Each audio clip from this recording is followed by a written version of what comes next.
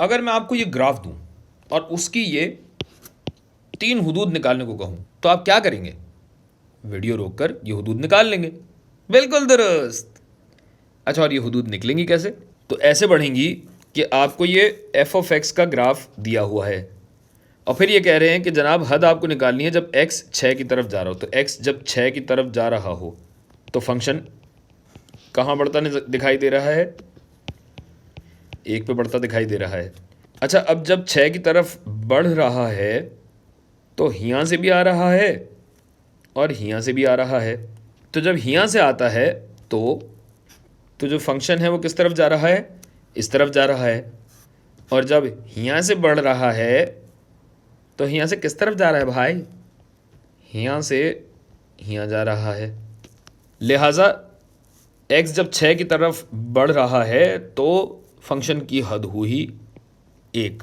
अच्छा, और फिर क्या कह रहे हैं कि जब x 4 की जानिब बढ़ रहा हो तब फंक्शन की क्या हद है? तो जब 4 की तरफ बढ़ रहा है तो फंक्शन की क्या कदर है? फंक्शन 3 के बराबर है। अच्छा, 4 पे आप देखें कि 3 के बराबर नहीं है क्योंकि ये खाली नुक्ता है कि जनाब इस तरफ से जब x की तरफ बढ़ रहा है तो फंक्शन इस तरफ बढ़ रहा है और जब इस तरफ से x 4 की तरफ बढ़ता है तो फंक्शन इस तरफ से उसी 3 की तरफ बढ़ता दिखाई देता है। लिहाजा यहाँ हद हुई 3। आखिरी वाले में कह रहे हैं कि फंक्शन की हद निकालिए जब x 2 की जानिब बढ़ रहा हो। अब 2 की जानिब जब बढ़ रहा है तो 2 पे हम जब देखते हैं तो फंक्शन की 2 कदरें आ रही हैं। इससे मुझे पहले ही मालूम हो गया कि यहाँ फंक्शन की हद शायद ना हो और इसकी तस्दीक के लिए 2 पे मैं मनफी सम्त से आऊँगा। तो अब जब मनफी सम्त से आ रहा हूँ तो फंक्शन यहाँ से क्या कर रहा है? फंक्शन इसकी जानिब बढ़ रहा है। कहाँ? 2 की जानिब। और जब मैं मुस्बित सम्त से 2 की जानिब बढ़ूँ तो फंक्शन कहाँ बढ़ रहा है? फंक्शन 5 की तरफ जा रहा है। यानी कि इस फंक्शन की कोई हद ही नहीं है। बदतमीज़, बेअदब। अच्छा, अब यहाँ वजाहत करता चलूँ कि x = 6 पे फंक्शन की ना सिर्फ हद का वजूद है बल्कि फंक्शन ख़ुद भी यहाँ वजूद रखता है और वो है 1 के बराबर। अब 4 पे सूरत हाल मिलती जुलती ज़रूर है कि फंक्शन की हद का तो वजूद है लेकिन फंक्शन का x = 4 पे कोई वजूद नहीं है। जबकि 2 पे जब देखा जाए तो फंक्शन की तो हद का भी वजूद नहीं है, जबकि फंक्शन का अपना वजूद ज़रूर है यहाँ पे। तो हद में और फंक्शन की अपनी कदर में थोड़ा सा फ़र्क है। अगला सवाल आपकी स्क्रीन पर। इस सवाल में भी वही है कि आपको g of x दिया गया है। अब 5 पे ज़रा देखिए क्या सूरत हाल है। तो अब जब 5 पे हम सूरत हाल देखते हैं तो तकरीबन कुछ यहाँ वैल्यू आ रही है जिसकी तरफ अभी हम बढ़ते हैं।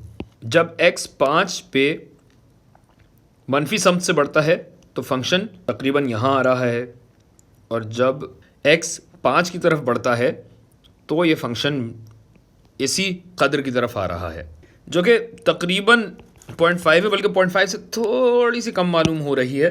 तो मैं ये कहूँगा कि इस लिमिट की कदर है तकरीबन 0.4। अब हम 7 की तरफ देखते हैं। 7 क्या कर रहे हो? 7 नहीं, 7। अच्छा जी, तो अब देखिए कि x जब 7 है तो फंक्शन की कदर ये नहीं है, फंक्शन की कदर दरअसल ये है। तो मुझे अभी से मालूम हो गया, मुझे सब पहले से इल्म होता है असल में। अच्छा जी, तो x जब दाईं सम्त से 7 की जानिब आता है तो फंक्शन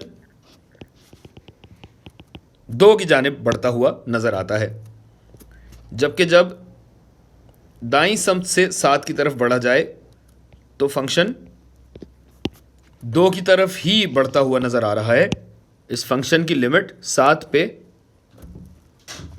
बराबर है 2 के, जबकि 1 पर दोनों अतराफ से आते हुए फंक्शन लामहदूद की तरफ जा रहा है।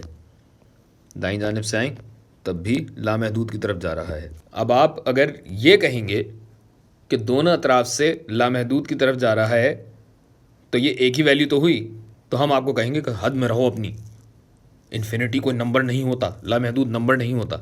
लामहदूद का तो मतलब ये है कि नंबर बहुत बड़ा है, इतना बड़ा है कि हम सोच भी नहीं सकते। तो अगर हम सोच नहीं सकते तो जाहिर है हम ये भी नहीं कह सकते कि दोनों बराबर हैं, लिहाजा इसकी भी कोई हद नहीं। हमारा है भी कोई हद नहीं रखता, अब रखता है। चले भाई।